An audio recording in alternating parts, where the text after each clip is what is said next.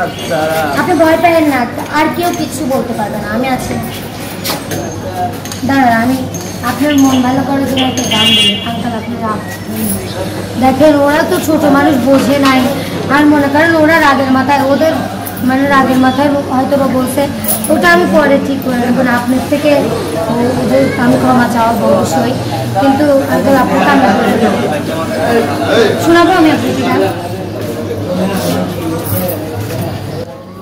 তুমি দিয়েছ এক কষ্টের নদী,